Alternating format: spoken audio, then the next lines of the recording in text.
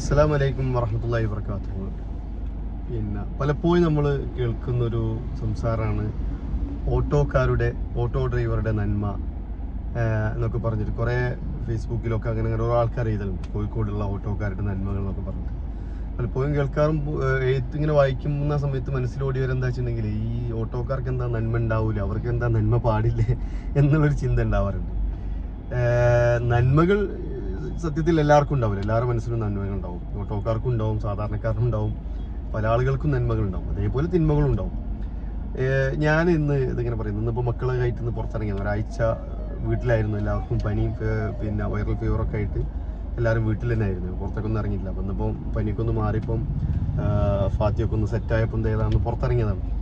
അപ്പോൾ ഞാൻ ഈ കഴിഞ്ഞ 2 ദിവസങ്ങളിൽ ഹോസ്പിറ്റലുമായി ബന്ധപ്പെട്ടൊക്കെ ഇങ്ങനെ പോയപ്പോൾ ഉണ്ടായ ഒരു അനുഭവം എന്താ വെച്ചിട്ടുണ്ടെങ്കിൽ, 2 അനുഭവങ്ങളാണ്. ഒന്ന് എന്താ വെച്ചിട്ടുണ്ടെങ്കിൽ, പിന്നെ നമ്മൾ ഒക്കെ പറയുന്ന ഈ ഓട്ടോക്കാരെന്ന് പറയുന്നത്, ഞാൻ മെഡിക്കൽ കോളേജിൽ നിന്ന് എൻ്റെ വണ്ടി കുറച്ച് ദൂരത്താണുള്ളത് നിർത്തി പാർക്ക് ചെയ്തത്. അപ്പോൾ ഞാൻ അവിടെ നിന്ന് മെഡിക്കൽ കോളേജിൽ നിന്ന് മോനെ കാണിക്കാൻ പോയപ്പോൾ ഡോക്ടർ എക്സ്റേ എടുക്കാൻ പറഞ്ഞു കാലിന്. അപ്പോൾ എക്സ്റേ എടുക്കാൻ ഏകദേശം 1 കിലോമീറ്ററിൻ്റെ അടുത്ത് ദൂരമുണ്ട് ആ മെഡിക്കൽ കോളേജ് ഡോക്ടർ ബിൽഡിങ്ങിൽ നിന്ന് എക്സ്റേൻ്റെ ഏരിയയിലേക്ക്. അപ്പോൾ ഞാൻ നടക്കാമെന്ന് വിചാരിച്ച മോന് കാലിന് വയ്യാത്തതുകൊണ്ട് നടക്കാൻ കുറച്ചൊരു ബുദ്ധിമുട്ടുണ്ട്. കാറ് പോയി എടുക്കാമെന്നാണ് 1 കിലോമീറ്റർ അപ്പുറം വരെ ഞാൻ നടന്ന് കാർ എടുക്കും വേണം. അപ്പോൾ ഞാൻ അവിടെ ഒരു ഓട്ടോക്കാരനെ കണ്ട് ഓട്ടോ കൈ കാണിച്ചു. ഓട്ടോ ഇവിടെ പോയി വരുന്നതാണ്, ഓട്ടോക്കാരെ കൈ കാണിച്ചു. ഓട്ടോക്കാരൻ എന്ത് ചെയ്തു, എന്നെ കയറ്റി. ഞാൻ പറയുന്ന സ്ഥലത്താണ് നിർത്തേണ്ടതെന്നാണ്. അവിടെ പോയി ഏകദേശം 1 മുക്കാൽ കിലോമീറ്റർ പോയി. അദ്ദേഹം എൻ്റെ അടുത്ത് മോൻ്റെ വിശേഷങ്ങളൊക്കെ ചോദിച്ചു. ഞാൻ പറഞ്ഞു ഇങ്ങനെ കാലിൽ നിന്നൊരു വേദന ഉണ്ട്, അതുകൊണ്ടാണ് നടക്കാൻ പറ്റാത്തതുകൊണ്ടാണെന്നൊക്കെ പറഞ്ഞു. ആയിക്കോട്ടെ എന്നൊക്കെ പറഞ്ഞു. അദ്ദേഹം അവിടെ ആ എക്സ്റേൻ്റെ തൊട്ട ഡോറിൻ്റെ അടുത്ത് കൊണ്ടുപോയി നിർത്തി. ഞാൻ എത്ര പൈസ എന്ന് ചോദിച്ചു. പിന്നെ ഉടനെ ഈ പൈസ ഒന്നും വേണ്ട, അത് പിന്നെ ഞാൻ പൊരുത്തപ്പെട്ടതാണ്.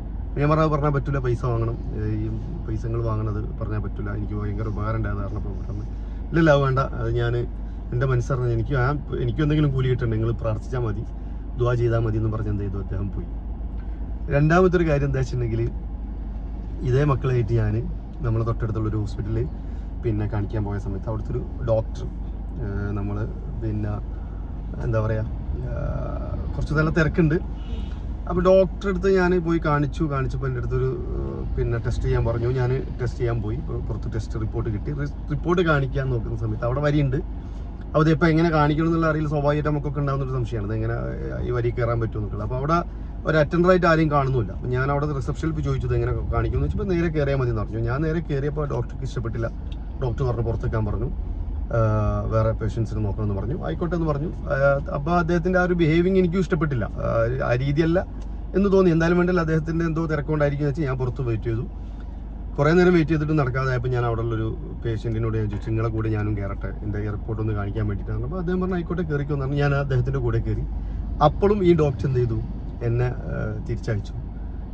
എന്നിട്ട് ഞാൻ ചോദിച്ചു എന്താണ്, അപ്പോൾ ഇതൊന്ന് കാണിക്കണം, അപ്പോൾ എനിക്ക് വേറെ രോഗികളുണ്ടെന്ന് പറഞ്ഞു. അപ്പോൾ ഞാൻ വീണ്ടും വെയിറ്റ് ചെയ്തപ്പോൾ അയാൾ പുറത്തിറങ്ങിയിട്ട് കാഷ്വാലിറ്റിയിലേക്ക് പോകുന്നുണ്ട് എന്തോ ഒരു ആവശ്യത്തിന്. അപ്പോൾ ഞാൻ ചോദിച്ചു ഇതൊന്ന് നോക്കിയിട്ട് ഇതൊന്ന് പറഞ്ഞെന്നാൽ എനിക്ക് പോയി. സമയം ഏകദേശം രാത്രി 11-11:30 മണിയൊക്കെ. അപ്പോൾ ഞാൻ 10 മണിക്ക് പോയ ആളാണ്. 1.5 മണിക്കൂറപ്പോൾ കഴിഞ്ഞിട്ടുണ്ട്. മക്കളാണ് പനിച്ചിട്ട് വണ്ടിയിലിരിക്കുവാണ്. അപ്പോൾ ഈ ഡോക്ടർ എന്ത് ചെയ്തു, എനിക്ക് വേറെ പേഷ്യൻസ് ഉണ്ടെന്ന് പറഞ്ഞു. ഒരു നമുക്ക് തീരെ എന്താ പറയുക, അംഗീകരിക്കാൻ പറ്റാത്ത രീതിയിലുള്ളൊരു ബിഹേവിങ് എനിക്കിഷ്ടപ്പെട്ടില്ല. ഞാൻ അദ്ദേഹത്തോട് പോയി ചോദിച്ചു എന്താണ് ഇങ്ങനെ സംസാരിക്കുന്നത്, നമ്മളങ്ങോട്ട് അങ്ങനെയല്ലല്ലോ സംസാരിക്കേണ്ടത്. അപ്പോൾ അദ്ദേഹം തട്ടിക്കയറി എൻ്റെ സൗകര്യമാണ് ആ രീതിയിലൊക്കെ പറഞ്ഞു. അപ്പോൾ ഞാൻ എൻ്റെ വീഡിയോ എടുത്ത് ഓണാക്കിയിട്ട് ഞാൻ പറഞ്ഞു ഈ പറഞ്ഞ രീതിയിൽ തന്നെ ഒന്നുകൂടി ഒന്ന് പറയാൻ പറ്റുമോ വെച്ചപ്പോൾ അയാൾ ട്യൂൺ മാറി. അപ്പോൾ ഞാൻ അവിടെ ഇരുന്ന് സിസ്റ്ററോട് ചോദിച്ചു, സിസ്റ്റർക്ക് തോന്നുന്നുണ്ടോ അദ്ദേഹം സംസാരിച്ച രീതി ശരിയാണെന്ന്. അപ്പോൾ അദ്ദേഹം സിസ്റ്ററും പറഞ്ഞല്ല. എന്നിട്ട് പോലും ആ ഡോക്ടർക്ക് എന്ത് ചെയ്യുന്നില്ല, അംഗീകരിക്കാൻ പറ്റുന്നത്. ഞാനിത് പറഞ്ഞത് എന്താ വെച്ചിട്ടുണ്ടെങ്കിൽ, നമ്മൾ പലപ്പോഴും ഈ ഓട്ടോക്കാര് അല്ലെങ്കിൽ ഇത്തരം ആളുകളൊക്കെ നമ്മൾ എന്തെങ്കിലും ഒരു നന്മ കാണുമ്പോൾ ഭയങ്കര ഹൈലൈറ്റ് ചെയ്ത് പറയുന്നത് എന്താ വെച്ചാൽ, ആ ആളുകൾക്ക് നന്മ ചെയ്യാൻ പാടില്ല എന്നുള്ളൊരു നെഗറ്റീവ് നമ്മളെ ഉള്ളിലൊക്കെ ഉണ്ട്. അതായത് വിദ്യാഭ്യാസവും യോഗ്യതയും പിന്നെ അറിവും ഒക്കെ ഉള്ള ആളുകൾക്ക് ഈ നന്മ ചെയ്യാനോ അല്ലെങ്കിൽ നല്ലത് ചെയ്യാനൊക്കെ പാടുള്ളൂ, മറ്റവർക്കൊന്നും ബിഹേവിങ് അറിയില്ല, അവരുടെ ബിഹേവിങ് മൊത്തത്തിൽ മോശമാണെന്നുള്ള ഒരു ചിന്ത നമ്മളെ മനസ്സിലൊക്കെ ഉണ്ടല്ലോ. ഞാൻ പറയുകയാണെങ്കിൽ വിദ്യാഭ്യാസം എന്നുള്ളതല്ല മെയിൻ കാര്യം. വിദ്യാഭ്യാസം ഉണ്ടെങ്കിൽ ആ MBBS ആയി ഡോക്ടർ നമ്മളോട് സംസാരിക്കുന്ന രീതി അങ്ങനെ അല്ലല്ലോ. അദ്ദേഹത്തിനും ഒരു പുഞ്ചിരിയോട് കൂടിയൊക്കെ സംസാരിക്കാനോ. അതെന്തുകൊണ്ടാണെന്ന് വെച്ചിട്ടുണ്ടെങ്കിൽ, ഒരു ഓട്ടോക്കാരനാവണമെങ്കിൽ ഒരുപാട് വിദ്യാഭ്യാസത്തിൻ്റെ ആവശ്യമില്ല, ഒരു ഭയങ്കര യോഗ്യതയുടെ ആവശ്യമൊന്നുമില്ല, ആർക്കും ഓട്ടോക്കാരനാവാം. പക്ഷെ ഒരു MBBS ഡോക്ടർ ആവണമെങ്കിൽ സാധാരണ ആർക്കെങ്കിലും ആവാൻ പറ്റില്ലല്ലോ. അപ്പം ഞാൻ ഡോക്ടറോട് ഇത് തിരിച്ചു പോരുന്ന സമയത്ത് ഞാൻ അദ്ദേഹത്തോട് പറഞ്ഞു, നിങ്ങൾ ചെറുപ്പമാണ്, ഇങ്ങനെ ഒന്നും ആവാൻ പാടില്ല എന്ന് പറഞ്ഞിട്ട് അത് അംഗീകരിച്ചില്ല. അപ്പോൾ ഞാൻ അദ്ദേഹത്തോട് പറഞ്ഞു, ഇതിൻ്റെ ഒരു വിഷയം എന്താ വെച്ചിട്ടുണ്ടെങ്കിൽ വിദ്യാഭ്യാസം, യോഗ്യത, ഈ സർട്ടിഫിക്കറ്റ് ഇതൊക്കെ ചിലപ്പോൾ പൈസ കൊടുത്താൽ വാങ്ങാൻ കിട്ടും. പക്ഷെ നമ്മളൊരു ബിഹേവിങ്, നമ്മളൊരു സ്വഭാവം എന്ന് പറഞ്ഞ സാധനം നമുക്ക് എവിടെ പൈസ കൊടുത്തിട്ട് ഏതെങ്കിലും ഇൻസ്റ്റിറ്റ്യൂട്ടിൽ പോയിട്ട് പൈസ കൊടുത്ത് നേടിയെടുക്കാൻ പറ്റുന്ന ഒരു സാധനമല്ല. മറ്റേത് ചിലപ്പോൾ പറ്റിയെന്നിരിക്കും. ഞാൻ പറഞ്ഞു ഇത് നമ്മൾ ഇൻബിൽറ്റ് ആക്കി ഉണ്ടാക്കിയെടുക്കണം. അപ്പോൾ ഞാൻ പറഞ്ഞു തന്നതാണ്, നമ്മൾ ജീവിതം എന്ന് പറഞ്ഞാൽ നമുക്കറിയാം ഓരോ ദിവസവും നമ്മൾ പെട്ടെന്നുള്ള പല മരണങ്ങളും പല അപകടകാര സാധനങ്ങളൊക്കെ നമ്മൾ കണ്ടുകൊണ്ടിരിക്കുകയാണ്. അപ്പോൾ അത്തരം ഒരു സന്ദർഭത്തിലൊക്കെ പരമാവധി നമ്മൾ ഈ ലോകത്ത് നിന്ന് ഇല്ലാതായി കഴിഞ്ഞാൽ നമ്മളെക്കുറിച്ച് ആലോചിച്ച് സങ്കടപ്പെടുന്ന ഒരു കൂട്ടം ആളുകൾ നമുക്ക് ചുറ്റും, നമ്മളുടെ കൂട്ടുകാരായിട്ടോ അല്ലെങ്കിൽ നമ്മുടെ ബന്ധക്കാരായിട്ടോ അല്ലെങ്കിൽ നമ്മളുമായി ബന്ധപ്പെട്ട് അറിയുന്ന ആളുകളോ ആയിട്ടോ ഇവിടെ ഉണ്ടാവണമെങ്കിൽ ജീവിതത്തിൽ നമ്മൾ ചില അടയാളപ്പെടുത്തലുകൾ നമ്മൾ നടത്തണം. ആ അടയാളപ്പെടുത്തലുകൾ ആളുകളെ വിഷമിപ്പിച്ചുകൊണ്ടോ വെറുപ്പിച്ചുകൊണ്ടോ ആവാതെ ചിരിച്ചുകൊണ്ടും പുഞ്ചിരിച്ചുകൊണ്ടും അവരെ സന്തോഷിച്ചുകൊണ്ടും അവർക്കുള്ള സമാധാനമായിക്കൊണ്ടൊക്കെ കൂട്ടുകാരായിട്ടോ അല്ലെങ്കിൽ ബന്ധക്കാരായിട്ടോ അല്ലെങ്കിൽ എന്താ പറയുക പാരൻസ് ആയിട്ടോ മക്കളായിട്ടോ ഒക്കെ നമ്മളായി മാറുക എന്നുള്ളതാണ് ഞാൻ ഇതിലൂടെ പറയാനുള്ളത്.